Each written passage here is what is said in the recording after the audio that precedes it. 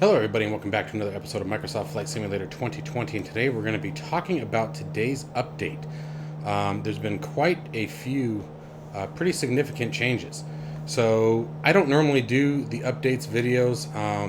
Everyone sort of jumps on that bandwagon, and there's a lot that everyone just sort of skims over the notes, and I've done it once or twice before, and then people will point out you can see all this in the notes, and you're absolutely right. Today though provided quite a bit more than just your standard couple new features kind of thing. So the biggest thing that I want to talk about is there's flight model changes, there's autopilot changes clearly that I have discovered, and the photogrammetry performance changes. The sim is performing extremely well under very high load for me. We are currently over Los Angeles here, and the detail is set just about at ultra. The only thing so I cranked everything up to ultra just like I did when I first started. Turned off motion blur because I don't particularly like the way it's implemented at the moment, and I know it's a work in progress, I'm not judging, but it's not particularly something for me right now.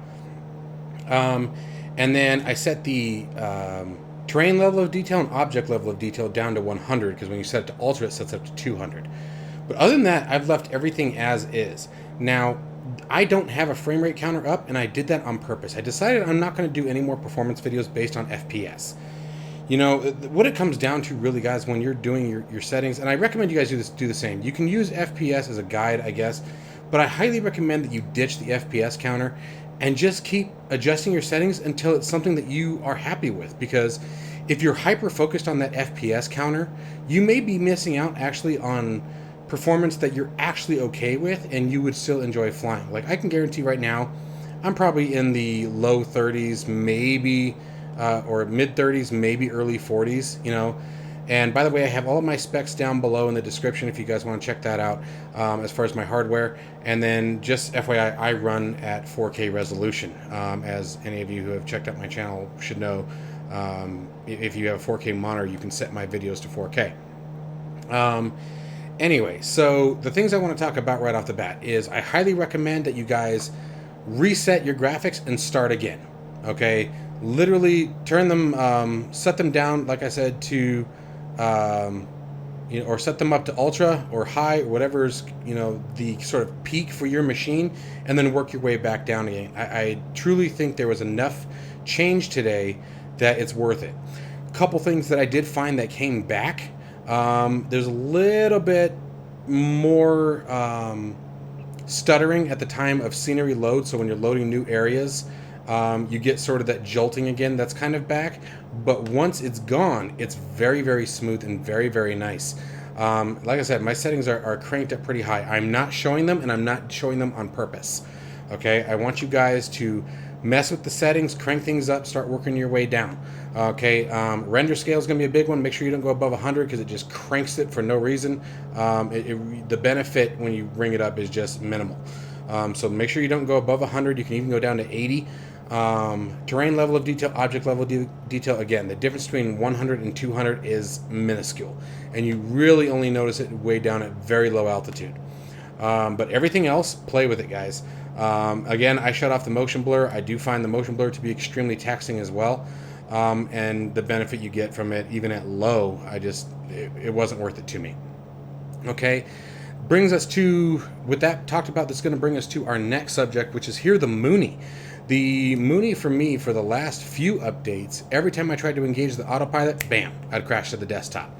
It was just the Mooney. It was no other aircraft. I was just struggling with this one, and it sucks because I really enjoy this aircraft. It's a fun little bird. And ever since today's update, I'm having absolutely no problem with the autopilot. Everything seems to be working just fine.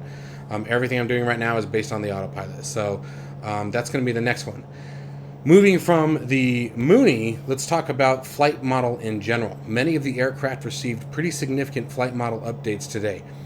The wind effect, turbulence if you will, wind direction, crosswind, things like that, after flying around for a bit today, I've noticed seemed much more natural. Okay, a lot of that elevator shaking in a box motion that we saw in the previous updates, and it's gone down a bit since the day of launch. Launch day, the weather impact on the airframes was just, it looked fake as can be. It's much more reduced in today's update. Let's see if we sort of have anything. If you guys sort of watch the aircraft here, you'll sort of notice what I'm talking about. Sort of watch the nose there. Maybe we can see it from the wing. You just see the way it's rocking, the way it's moving. Now, it's a very light wind today, obviously, out here, but it's much more natural. While I'm talking, I'll sit here and head over to these mountains and see if we can't get an increase in that effect. The other thing that I will tell you, that I also jumped into the 747 earlier. 747, and by the way, none of these aircraft are modded right now. I took all my mods off while making this video. Literally every mod that I have is disabled right now. So this is the vanilla simulator. Okay, the 747 autopilot, for those of you who have ever tried it, was ridiculous on the vertical climb and descent. So what it would do, for those of you who are unaware, gosh, I can't talk right now, it would jump up very high. So basically you engage the autopilot. When it went to climb, it would go like 30-40 degrees of incline. Obviously the 747 can't handle that for very long, so it would start to rapidly lose speed. So the aircraft would descend, pitch the nose down, re-accelerate, and then do that same crap again, climb way up. Okay, that seems to have been resolved. When I flew it earlier, I flew it out of Phoenix heading towards San Diego. Didn't do a full flight, just messing around with it. Just wanted to see how the autopilot would behave. And it was smooth as glass. It performed exactly as you would expect it to. No more than 17 to 20 degrees out on the climb out, but honestly averaged more like 10 to 15. So really impressed with that. I'm looking forward to doing another full flight in the 747. We're going to give it a shot. Okay, next thing that came was quite a few scenery updates, which I was pretty stoked about, so let's check out a couple of those. Right as I was about to terminate the video, I realized why we were heading this direction again, so just let's sort of watch the aircraft here. As we're starting to approach these mountains, we should get a little bit of wind impact.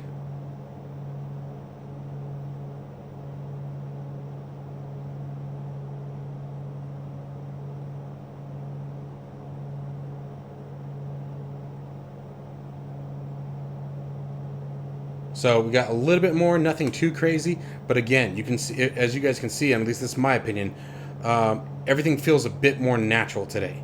Definitely a major improvement and a major step in the right direction for this simulator. Here we go. There's some good rock in there.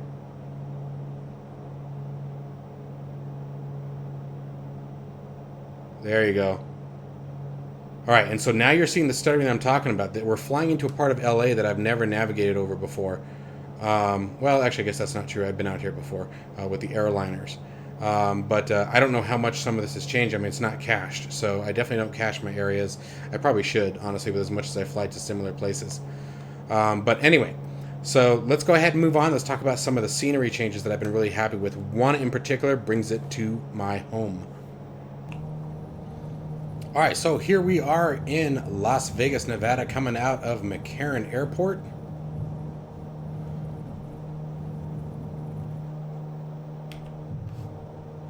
And what has been adjusted is the night lighting of the strip. So we're going to go ahead and bring us on over there and go take a peek. You can already see right away it looks fantastic. And I will say the last time I flew over, it was pretty washed out. The lights were either too much or not enough, and this seems much more realistic. I was very impressed with this. I'm probably climbing at a ridiculous rate right now, but that's all right. Don't pay any attention to the bad flying right now. I'm really not caring about the flying, not gonna lie. Let's pull that back a little bit here.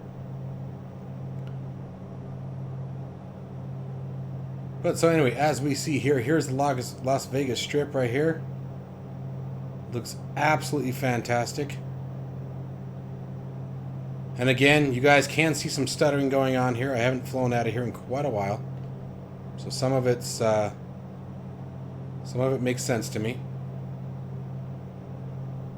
But again, I feel like it's smooth right out. Still little sputters here and there, but nothing that I would complain about.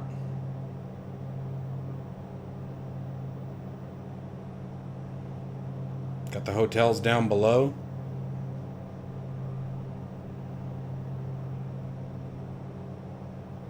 There's the Space Needle down there at the end.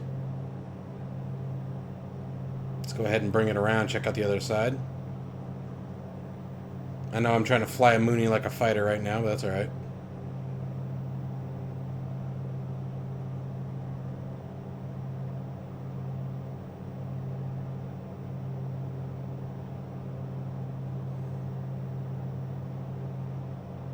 And again, so this is actually a perfect example while we're talking about this, and look at this. I'm going to have to adjust some settings. I am seeing the stuttering. I am seeing a little bit of frame rate loss. I can tell right away that it's not ideal right now. But it's still worth it to sort of start again after this patch. But the strip looks absolutely fantastic. I'm really impressed with what they've done here.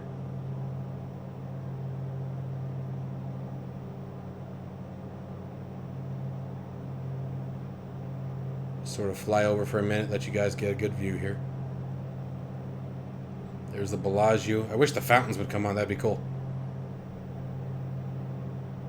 At least I don't think they do, unless you just have to catch it when they're on.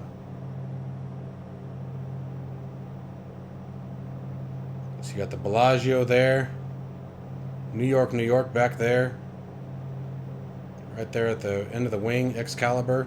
I feel like I'm diving. I am.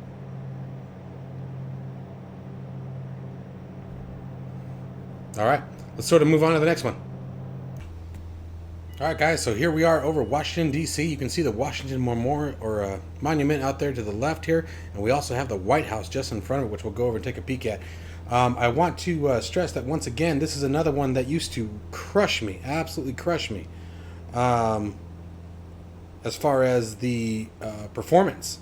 I could not maintain a decent frame rate by keeping my settings as high as they were with some of the other modules. So I'm adjusting my autopilot here. It just goes to further reinforce that there's definitely been a change in performance. I'm really excited with the way the simulator's performing for me now. This is part of the reason why I have stayed away from the East Coast in many of my flights. Is just it crushes me to the point where, it wasn't fun to fly over them. And me being the graphics snob that I am, which I absolutely admit to, I wasn't willing to fly over here. Let's see what we got out here. So here we've got the Pentagon right here, Washington Monument, and the White House going to be just in front up here. Or just right there, actually. And there's the memorial.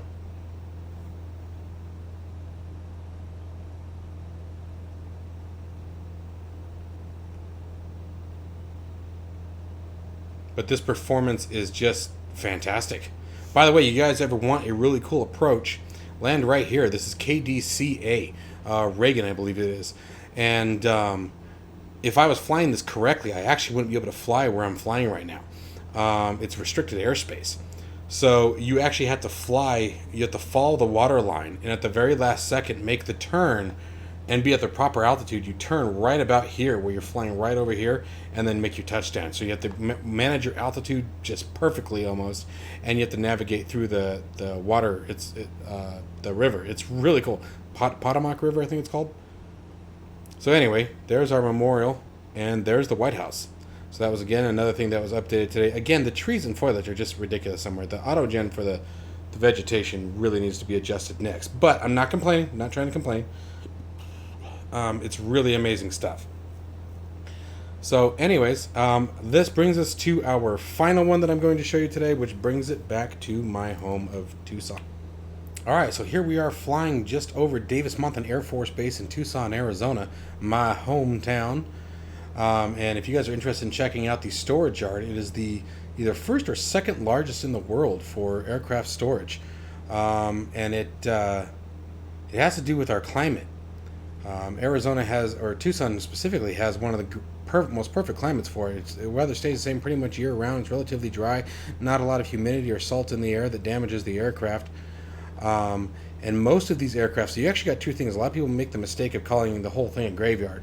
You have the boneyard, which we'll fly over here in just a second, and then you have the storage yard, which, so your storage yard is going to be back over here. Okay, so we have the storage yard out over here, and the boneyard just across the street here. So the boneyard is where a lot of the aircraft are stripped down and gutted for parts to keep some of the other aircraft serviceable. And you guys will be able to see the difference here in a second. So there you can see a lot of the aircraft here have been dismantled and taken apart, but the resolution compared to what it was before is great. Now you still see the terrain coming up in the aircraft fins and or wing surfaces and whatnot, but that's all right. That's something that can be adjusted. But at least you know what you're looking at now. In the previous versions, it wasn't as clear and as refined as it is now. And so you got the boneyard up over here, and then coming back, we'll fly back out over here, and this is the storage yard.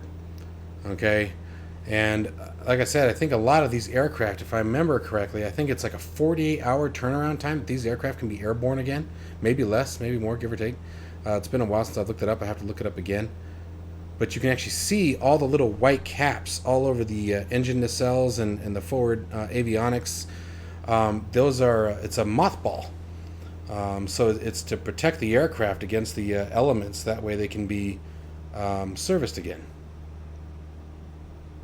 Let me bring this sort of running a little hot here. But they did a really great job with this. And you can see as we get over the storage yard, and this is why I said you have to understand the distinction between the two. If you notice, we're not seeing as much of the terrain coming through the aircraft surfaces over here in the storage yard. So it looks like the storage yard is what was optimized here. So it's still there a little bit, but nothing like it was over there in the boneyard.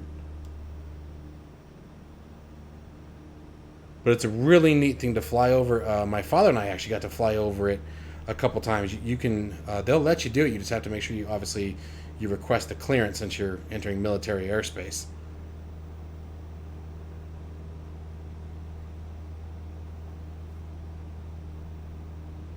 But anyway, guys, so that pretty much wraps up today's video. I just wanted to throw a quick thing out there for you guys. Again, big takeaways here for those of you still with me on this. Performance, definitely a major performance update. I highly recommend you guys reevaluate your settings and see if you can't squeeze a little bit more performance out of your machines and get a better experience. The flight models, major difference in the flight models in my opinion. Absolutely major difference. They feel much more comfortable, much more smooth, much more of what I would expect to see even in some of the more intense weather situations. It's like, but anyway, guys, go ahead, test things out. Let me know what you guys think in the comments below. I'd be interested to hear what your performance are. My computer specs, as I mentioned earlier, are down in the description. So if you guys have any questions about that, you can find that information there. And as always, guys, keep watching. I'll keep making them, and I'll see you guys in the next one.